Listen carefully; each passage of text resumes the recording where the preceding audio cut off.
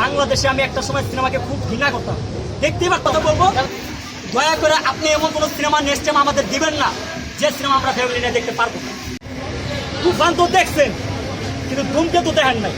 এমন ধূমকেতু আইব সাইক্লোনের গতিতে, বুঝছেন, পুরো মনে করেন বাংলাদেশ থেকে শুরু করে সারা বিশ্বের গতিতে একবার সব জায়গায় হাহাকার লেগে যাবো।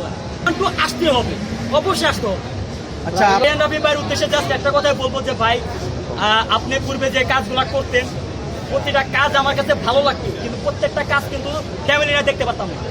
আপনার কাজের মধ্যে ম্যাক্সিমাম থাকে মানে থ্রিলার, রহস্যজনক, আর এমন এমন রহস্য যেগুলো ফ্যামিলি নিয়ে দেখার মতো না। কিন্তু এই যে তুফানের মতো একটা ফ্যামিলি নিয়ে দেখার মতো সিনেমা বানাইছেন, সেজন্য আপনাকে স্যালুট, রেসপেক্ট করি। এবং আমি আপনাকে রিকোয়েস্ট করবো, শাকিব খানকে সহকারে যেমন শাকিব খানকে আজকে একটা তৈরি করছেন আপনি, অন্য একটা লুকে নিয়ে গেছে, ঠিক একইভাবে বাংলাদেশের যে হিরোরা আছে আদার্স, তাদেরকে নিয়েও আপনি এরকম একটা লুক নিয়ে ওনাদেরকে নিয়েও সিনেমা করেন। এতে বাংলা চলচ্চিত্র আরও এগিয়ে যাবে এবং বাংলা চলচ্চিত্র আরও অনেক ভালো করবে। আর সর্বশেষ আরেকটা কথা বলবো, দয়া করে আপনি এমন কোনো সিনেমা নেক্সট টাইম আমাদের দিবেন না যে সিনেমা আমরা ফ্যামিলি নিয়ে দেখতে পারবো না। আপনাকে ওইটা গিয়ে আমি সিনেমা দেখছি এই যে ঈদে একটা সিনেমা 2বার 3বারও দেখছি। আমি যাই কেন আমি করি, আমার প্রধান উদ্দেশ্য মেন কাজ হচ্ছে এটা। অনেকে কয় সিনেমা চলতে হাউসফুল নাই, কিছুই নাই, এটা যাচাই বাছাই করা লাগে যে আসলে যে পাবলিকরা যে চাপাবাজি মারে, উল্টাপাল্টা কথা আসলে কতটুকু সত্যতা।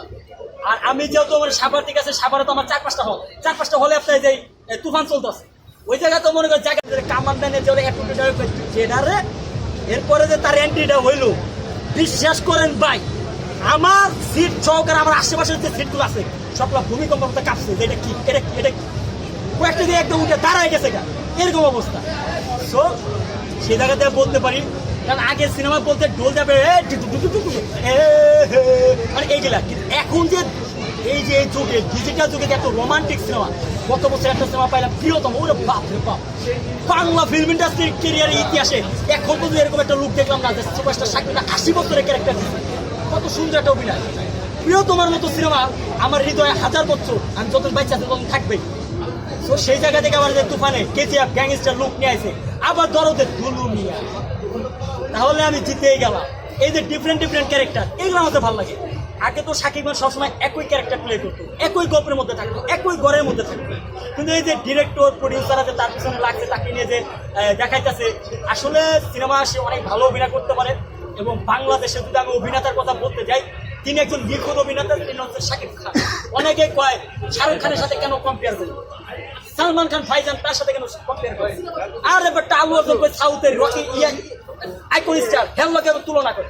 তাদেরকে আমি বলতে চাই, ভাই তোমরা যে তামিলের ভাষায় কয় এটা আমরা কিন্তু বুঝি, 2-1টা লেটার কিনা বা বই কিনা আমরা 1 মাস 2 মাসে পড়তে পারবো। তোমাদের যদি এত সাধ্য থাকে তাহলে বাংলা সিনেমা একটা কইরা দেখো আমি কেমন পারো। মুক্ত করো সাউথ, তামিল, তেলুগু, মাদ্রাজি, কানাডা, ইংলিশ, চায়না, অভাব নাই। তো যাই হোক, পার্ট 2।